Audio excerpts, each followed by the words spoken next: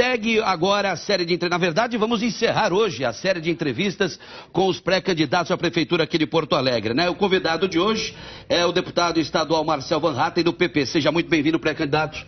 Muito obrigado. Muito obrigado, Bom, boa tarde. Chegou um pouco mais cedo aqui, viu, né, aquela situação lá do Teresópolis, Jardim Marabá, a questão das ocupações. Antes de chamar a pergunta gravada, só para explicar, nós temos 10 minutos de entrevista, tá? Quanto mais objetividade, melhor. Mas quando é que Porto Alegre vai resolver essa questão das ocupações? Em primeiro lugar, o que nós precisamos ter em vista, e eu digo mais uma vez boa tarde a todos que estão assistindo, é que o cidadão precisa ter o direito de propriedade preservado. E muita gente quer ter a sua propriedade. Nesse sentido, a prefeitura precisa atuar, e qualquer poder público, no sentido de desburocratizar o máximo possível e estar próximo das pessoas. Quando vamos resolver isso? Quando o cidadão se sentir de fato representado por aqueles que estão na política. E nós vemos a grande crise nacional que nós temos, sobretudo na política, mas também econômica e moral, e que nos leva a refletir sobre todos esses fatores que infelizmente levam a que tantas pessoas estejam hoje desprovidas de propriedade e que queiram, de fato, ter acesso a elas. Tá certo. Vamos agora então à primeira pergunta gravada da rua. O povo pergunta sobre saúde, né? Balança aí. Bom dia, meu nome é Andréia, moro no bairro Jardim Carvalho e gostaria de fazer uma pergunta para os candidatos à Prefeitura de Porto Alegre. Como vai ficar o centro de saúde, nossos postos que estão com um déficit de médicos? Pré-candidato. Dona Andréia, em primeiro lugar, nós precisamos olhar para o sistema atual que nós temos no serviço público. Nós temos um sistema que é muito caro e altamente ineficiente. Falta médicos, sim, e nós precisamos investir justamente numa forma em que médicos se sintam interessados pelo serviço público, porque infelizmente são, como outras carreiras, muito pouco valorizados. É claro que aí nós também precisamos começar a estabelecer critérios de meritocracia no serviço público para preservar o bom funcionário que trabalha bem e fazer com que o mau funcionário incompetente possa ser avaliado, porque infelizmente nós vemos que isso também acontece e muito no serviço público.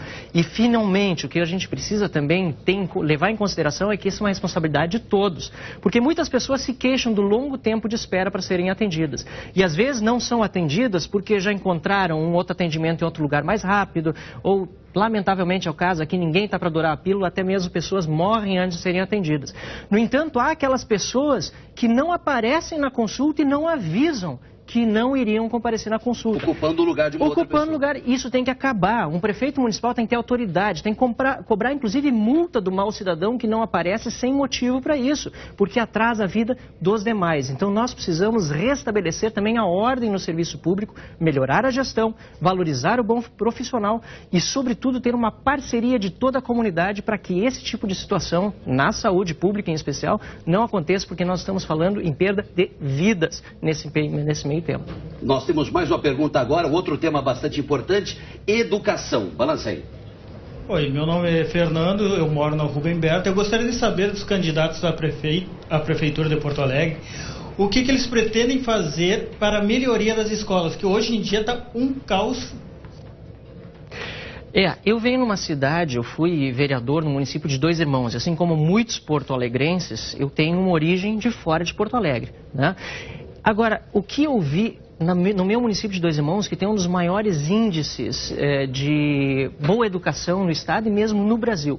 Mais uma vez, valorização do bom profissional, gestão. E aqui em Porto Alegre, felizmente, inclusive, comparado com outras capitais, nós temos um sistema educacional melhor do que em muitos outros municípios. Mas nós precisamos, é evidente, sempre avançar. E uma proposta que eu sempre trago, inclusive uma proposta que vem num país que é um dos mais desenvolvidos da América Latina, que é o Chile, é permitir que o cidadão, inclusive o mais pobre, tenha a oportunidade e a escolha de poder matricular o seu filho, por exemplo, em uma escola privada. Como se faz isso? Se calcula o valor que custa uma criança no ensino público e se permite a ele, por meio de uma bolsa de estudos com o valor que custa essa criança, colocar ou escolher a escola privada da sua preferência, que talvez seja, inclusive, mais próxima do que a escola pública. Nós precisamos avançar, valorizar o bom profissional, de novo, da escola pública, e essa questão da estabilidade mesmo do emprego, que precisa proteger o bom profissional do mau administrador, não pode proteger o incompetente, que muitas vezes não pode ser demitido. Precisamos estabelecer critérios meritocráticos, avaliar quem é bom e quem é ruim no serviço público, também na educação e principalmente migrar para uma educação que seja mais libertária no sentido de permitir ao cidadão escolher em que escola ele quer colocar o seu filho. Nesse projeto do Chile, né,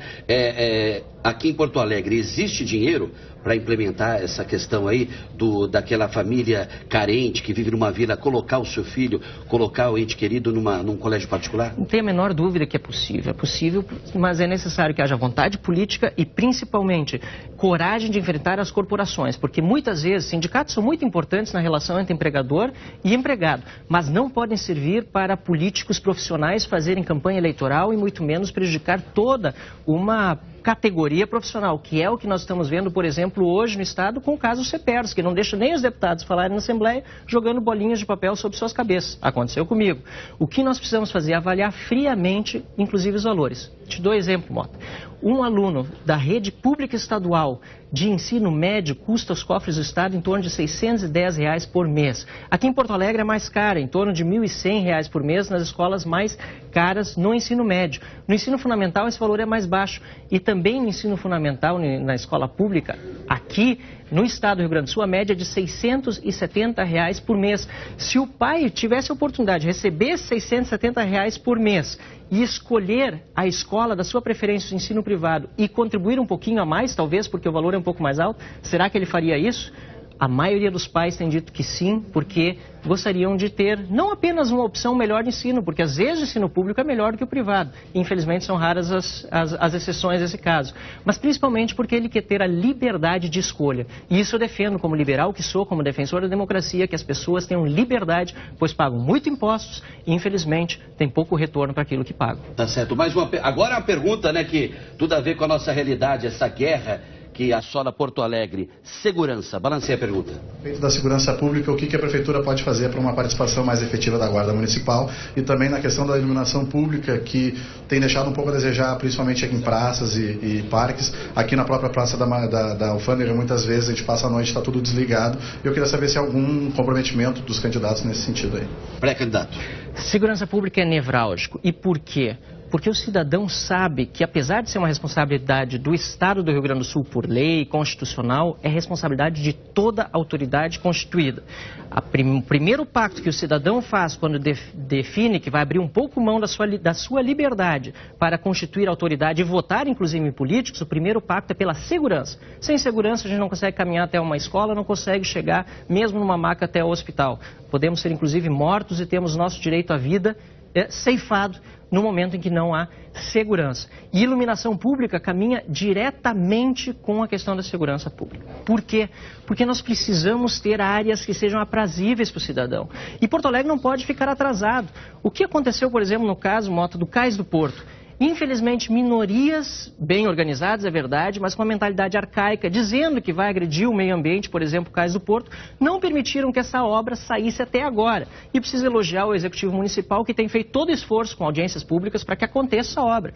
Estive em Buenos Aires, como aliás muitos gaúchos já tiveram esse privilégio e oportunidade de estar na capital dos argentinos, e o Puerto Madeiro teve uma obra de revitalização já nos anos 80, com iluminação, com arborização, enfim, com arborização, com um meio ambiente bem preservado, com um rio revitalizado, permitindo que as pessoas pudessem passear com suas famílias, passar nos restaurantes, almoçar bem, enfim, com segurança. Precisamos investir nos espaços públicos e, mais do que isso, e volta à primeira questão da autoridade.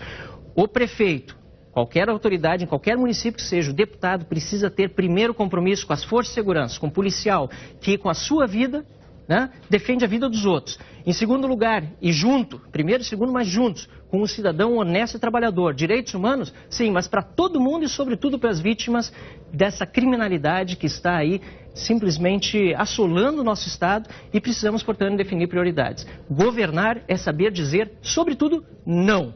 Não é ficar dando sim para todo mundo, ou pior do que isso, dizer não sei e ficar enrolando. É preciso dizer não. A prioridade do Estado não é essa que algumas pessoas ficam defendendo. A prioridade do Estado é, em primeiro lugar, segurança, saúde e educação. Se não definirmos isso como prioridade, nós não vamos ter uma sociedade realmente livre, democrática e próspera, onde os cidadãos possam, de fato, empreender, produzir, trabalhar em paz. Nós temos mais um minuto, é isso, e mais uma pergunta, salários, balancei.